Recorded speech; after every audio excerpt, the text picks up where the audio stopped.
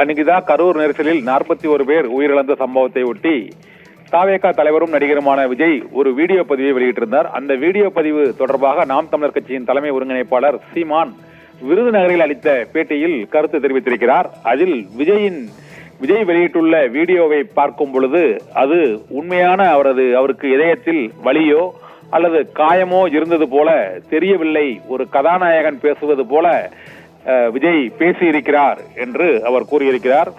மேலும்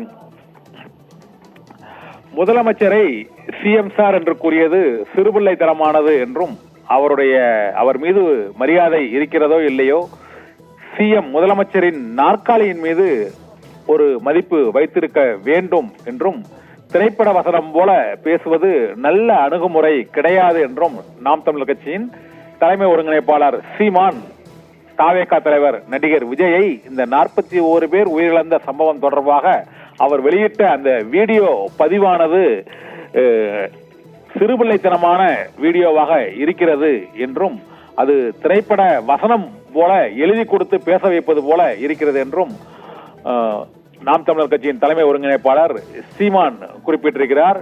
சினிமா கதாநாயகன் போல வசனம் பேசுவதை மக்கள் ஏற்றுக்கொள்ள மாட்டார்கள் என்றும் அவருக்கு உண்மையிலேயே வலியோ காயமோ இருந்திருந்தால் அந்த மொழியில் அந்த உணர்வோடு அவர் பேசியிருப்பார் என்றும் நாம் தமிழர் கட்சியின் தலைமை ஒருங்கிணைப்பாளர் சீமான் தாவேகா தலைவர் விஜயின் வீடியோ பதிவு தொடர்பாக மிக கடுமையாக விமர்சித்திருக்கிறார். அவர் வீடியோ பதிவு வெளியிட்ட பிறகு முதன்முறையாக அது தொடர்பாக கருத்து தெரிவித்த சீமான், முதலில் இதே சீமான் இந்த 41 பேர் பலியான சம்பவத்தில் விஜயை மட்டும் நாம் குறை சொல்ல முடியாது, அவரும் ஒரு துயரமான மனநிலையில் தான் இருந்திருப்பார் என்று 2-3 நாட்களுக்கு முன்பு கருத்து தெரிவித்திருந்தார்.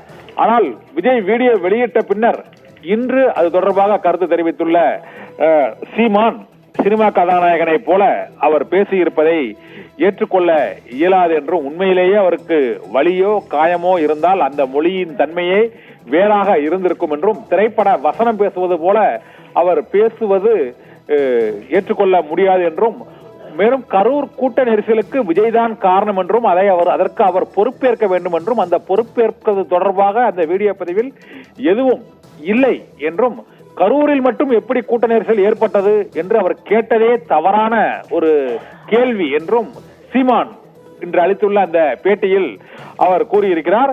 இதனால் விஜயின் அந்த 4.25 நிமிட வீடியோ பதிவில் அவர் பேசிய கருத்துக்கள் அனைத்துமே அனைவரும் ஏற்றுக்கொள்ள இயலாத வகையில் அது மிகவும் ஒரு வெளிப்படைத்தன்மை இல்லாத அளவில் இருக்கிறது என்றும் சீமான் விஜய் குறித்து மிக கடுமையாக விமர்சித்திருக்கிறார். முதலமைச்சர் தொடர்பாக அவர் தெரிவித்த கருத்துக்களையும் ஏற்றுக்கொள்ள முடியாது என்றும் சிஎம் சார் என்று கூறுவது சிறுபிள்ளைத்தனமானது என்றும் விஜய்க்கு கடுமையான கண்டனத்தையும் சீமான் பதிவிட்டுள்ளார். அந்த பதிவுகளை நாம் இன்னும் சில நிமிடங்களில் பார்க்கலாம்.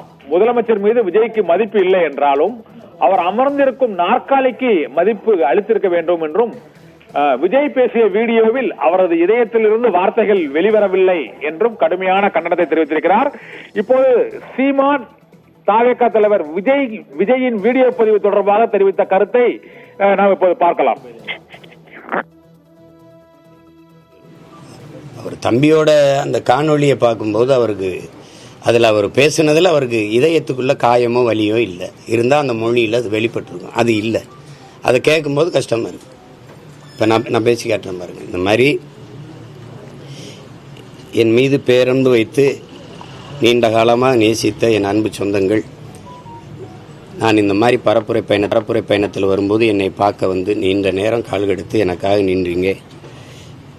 உங்களுக்கு நான் என்ன நன்றி கடன் எப்படி செலுத்த போகிறேன்னு தெரியல. நம்ம எல்லாரும் சேர்ந்து ஒரு நல்ல அரசியலை உருவாக்கி நல்ல ஆட்சியை நம்ம உருவாக்குவோம்.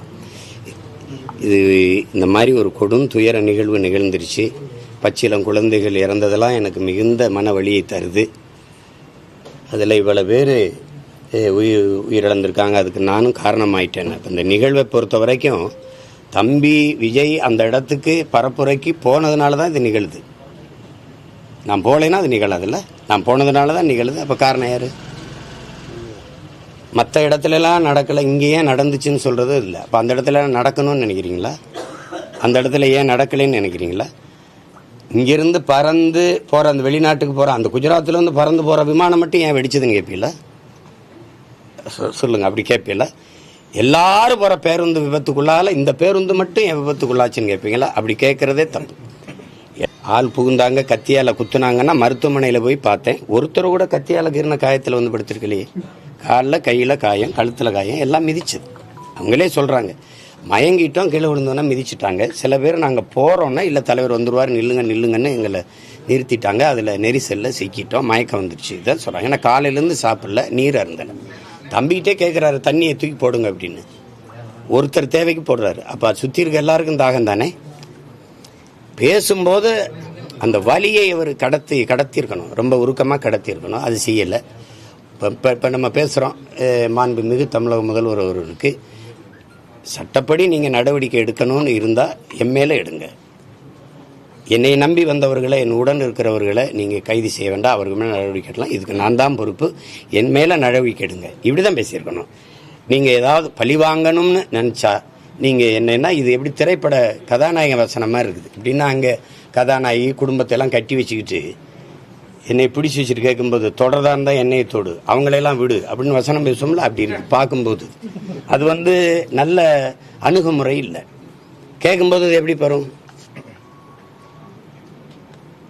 அந்த சிஎம் சார் அப்படிங்கிறத அது சின்ன பிள்ளை விளையாட்டுக்கு கூப்பிட்ற மாதிரி இருக்குது. ஒரு அந்த அவர் மேலே நம்ம உங்களுக்கு மதிப்பு இல்லாமல் போட்டோம். ஆனால் உட்கார்ந்துருக்கிற அந்த நாற்காலி இந்த நிலத்தில் பெரும்பெரும் தலைவன் உட்கார்ந்தது. ஓமந்தூர் ராமசாமி ரெட்டியார் தாத்தன், குமாரசாமி ராஜா, முதுறிஞர் ராஜாஜி, பெருந்தலைவன் காமராஜ், பேரறிஞர் அண்ணா போன்ற பெருந்தலைவர்கள் இருந்த ஒரு இடம் அது பார்த்து பேசணும். சிஎம் சார் அப்படிலாம் பேசக்கூடாது. அது தன்மையான பதிவாக இல்லை. அது பார்க்கும்போது அந்த இறப்பை விட வலியாக இருக்குது நமக்கு. அதுக்கு பின்னாடி நடக்கிற நிகழ்வுகள் இருக்குல்ல, அதை விட வேதனையை தருது. அதுதான் சங்கடங்களாக இருக்குது. ரொம்ப இதை எப்படி கொண்டுகிட்டு போகிறது இந்த சமூகத்தை? இதுக்கு முன்னாடி எத்தனையோ நடிகர்கள் வந்திருக்காங்க. ஐயா விஜயகாந்த் தொடங்கியிருக்கிறாரு, அண்ணன் சரத்குமார் தொடங்கியிருக்காங்க, அண்ணன் கார்த்திக் அவர்கள், இப்போ அண்ணன் கமலஹாசன், இவங்கெல்லாம். ஆனால் இப்படி இல்லை. இப்படி இவ்வளோ காலம் இவ்வளோ நேரம் காத்திருந்து இப்படி இருந்தாங்க, பசிப்பட்டினியாக இருந்தாங்க, மயங்கி, இந்த மாதிரி நிகழ்வுகள் தொடரலை. அதனால் இனி வரும் காலங்களில் இந்த முறையை மாற்றணும். இந்த தெருவாக போய் கேட்குறது, ஊராக போய் கூட்டம் போடுறது, எல்லா நாடுகளையும் பார்க்குறீங்க நீங்கள். வளர்ந்து விட்ட நாடுகள், வளர்ந்து கொண்டிருக்க நாடுகள், ஆப்பிரிக்க நாடுகள், இல்லை அமெரிக்கா, ஆஸ்திரேலியா, ஐரோப்பிய நாடுகள் எல்லாம் யாராவது இப்படி போடுறாங்களா கூட்டம்னு பாருங்கள். ஒரு இடத்த கொடுப்பாங்க, அந்த உட்காந்து இவர் இப்போ அமெரிக்கானா பைடன் பேசுவார், ட்ரம்ப் பேசுவார், ஹிலாரி கிளின்டன் பேசுவாங்க, ட்ரம்ப் பேசுவாங்க, அப்படிதான் பேசுவார். இவர் பேசுறது ஏற்புடையதுன்னா ஓட்டு போடுவாங்க, இவர் பேசுறது ஒரு அரங்கத்துக்குள்ள இருப்பாங்க. மற்றபடி இன்னைக்கு உள்ளங்கையில் எல்லார்ட்டையும் ஊடகம் இருக்கு. எல்லாரும் நீங்க இவ்வளவு ஊடகம் இருக்கீங்க, சீமான் என்ன பேசுறாரு, ஐயா ஸ்டாலின் என்ன பேசுறாரு, ஐயா எடப்பாடி என்ன பேசுறாரு, தம்பி விஜய் என்ன பேசுறாருன்னு கொண்டு போறீங்க. யாரு பேசுறது ஏற்புடையதோ அவங்களுக்கு வாக்கு செலுத்த போறாங்க. எவ்வளவு எளிமையா போயிருது பாருங்க. அதை விட்டு போய் ஒரு 30 நாள் இன்னைக்கு பாருங்க, மார்ச்சிலிருந்து ஏப்ரல் 2 மாதம் வெயிலில் போய் கத்தி, மக்களுக்கும் தொல்லை, நமக்கும் தொல்லை, பெரிய பொருள் செலவு. ஒரு வளர்ந்து கொண்டிருக்கிற ஏழ்மையில் சிக்கியிருக்கிற, வறுமையில் இருக்கிற ஒரு நாட்டின் அணுகுமுறையா இது இல்லை. இந்த முறையவே முதல்ல தகர்க்கணும், மாற்றணும்னு நான் நினைக்கிறேன். நீங்கள் இல்லைன்னா ஒரு தலைவருக்கு ஒரு 1/2 மணி நேரம் ஒரு நாள் கொடுத்துருங்க. இன்னைக்கு உங்கள் நேரம், நீங்கள் 1/2 மணி நேரம் பேசலாம், எல்லா தொலைக்காட்சியும் எடுப்பாங்க. தேர்தல் ஆணையமே சொல்லிட்டா, நான் என்ன நாட்டுக்கு நான் ஆட்சி அதிகாரத்துக்கு வந்தால் என்ன செய்வேன், நான் பேசிட்டு போகிறேன். அப்புறம் நீங்கள் பேசிட்டு போங்க. இப்போ நீங்கள் பேசிட்டு போங்க. கேட்குற மக்களுக்கு எது சரியாக இருக்கோ வாக்கு செலுத்திட்டு போகட்டும். இந்த மாதிரி சிக்கல்கள் வராதில்ல. அந்த இடத்துல கூடுற மக்கள் இல்லை. எத்தனை பேருக்கு அங்கே சுற்றி வாழ்கிறவங்களுக்கு போக்குவரத்து நெரிசல், அது எவ்வளவு பேருக்கு அந்த அக்கம் பக்கத்தில் குடியிருக்கிற வீட்டுக்காரங்களுக்கு எவ்வளவு நெரிசல், எவ்வளவு இடையூறு, அதெல்லாம் பார்க்கணும். இனி வரும் காலங்களில் பார்க்கணும். ரொம்ப கவனமாக கையாளணும். அதாவது அவர் தம்பியோட அந்த காணொலியை பார்க்கும்போது அவருக்கு அதில் அவர் பேசுனதில் அவருக்கு இதயத்துக்குள்ள காயமோ வலியோ இல்லை. இருந்தால் அந்த மொழியில் அது வெளிப்பட்டுருக்கும். அது இல்லை. அதை கேட்கும்போது கஷ்டமாக இருக்குது. இப்போ நான் பேசி கேட்டேன் பாருங்க. இந்த மாதிரி என் மீது பேரன்பு வைத்து நீண்ட காலமாக நேசித்த என் அன்பு சொந்தங்கள், நான் இந்த மாதிரி பரப்புரை பயணத்தில் வரும்போது என்னை பார்க்க நீண்ட நேரம் கால்கெடுத்து எனக்காக நின்றீங்க. உங்களுக்கு நான் என்ன நன்றி கடன் எப்படி செலுத்த போகிறேன்னு தெரியல. நம்ம எல்லாரும் சேர்ந்து ஒரு நல்ல அரசியலை உருவாக்கி நல்ல ஆட்சியை நம்ம உருவாக்குவோம். இது இந்த மாதிரி ஒரு கொடும் துயர நிகழ்வு நிகழ்ந்துருச்சு. பச்சிலம் குழந்தைகள் இறந்ததெல்லாம் எனக்கு மிகுந்த மன வலியை தருது. அதில் இவ்வளோ பேர் உயிரிழந்திருக்காங்க. அதுக்கு நானும் காரணமாயிட்டேன். இப்போ இந்த நிகழ்வை பொறுத்த வரைக்கும் தம்பி விஜய் அந்த இடத்துக்கு பரப்புரைக்கு போனதுனால தான் இது நிகழுது. நான் போகலைன்னா அது நிகழாதுல்ல. நான் போனதுனால தான் நிகழுது. அப்போ காரணம் யார்? மற்ற இடத்துலலாம் நடக்கலை, இங்கே ஏன் நடந்துச்சுன்னு சொல்கிறது இல்லை. அப்போ அந்த இடத்துல நடக்கணும்னு நினைக்கிறீங்களா? அந்த இடத்துல ஏன் நடக்கலைன்னு நினைக்கிறீங்களா? இங்கேருந்து பறந்து போகிற அந்த வெளிநாட்டுக்கு போகிற அந்த குஜராத்லேருந்து பறந்து போகிற விமானம் மட்டும் ஏன் வெடிச்சதுன்னு கேட்பீங்களா? சொல்லுங்கள், அப்படி கேட்பீங்களா? எல்லாரும் போகிற பேருந்து விபத்துக்குள்ளால இந்த பேருந்து மட்டும் ஏன் விபத்துக்குள்ளாச்சுன்னு கேட்பீங்களா? அப்படி கேட்குறதே தப்பு. ஆள் புகுந்தாங்க, கத்தியால் குத்துனாங்கன்னா மருத்துவமனையில் போய் பார்த்தேன். ஒருத்தர் கூட கத்தியால் கீறின காயத்தில் வந்து படுத்திருக்கலையே. காலில் கையில் காயம், கழுத்தில் காயம், எல்லாம் மிதிச்சது. அவங்களே சொல்கிறாங்க, மயங்கிட்டோம், கீழே விழுந்தோன்னா மிதிச்சிட்டாங்க. சில பேர் நாங்கள் போகிறோன்னா இல்லை தலைவர் வந்துடுவார், நில்லுங்கன்னு எங்களை நிறுத்திட்டாங்க. அதில் நெரிசலில் சிக்கிட்டோம், மயக்கம் வந்துடுச்சு. இதான் சொல்கிறாங்க. ஏன்னா காலையிலேருந்து சாப்பிடல, நீர் அருந்தேன்.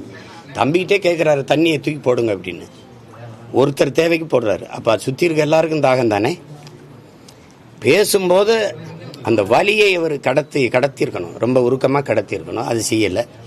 இப்போ நம்ம பேசுகிறோம், மாண்புமிகு தமிழக முதல்வர் அவர்களுக்கு சட்டப்படி நீங்கள் நடவடிக்கை எடுக்கணும்னு இருந்தால் என் மேலே எடுங்க.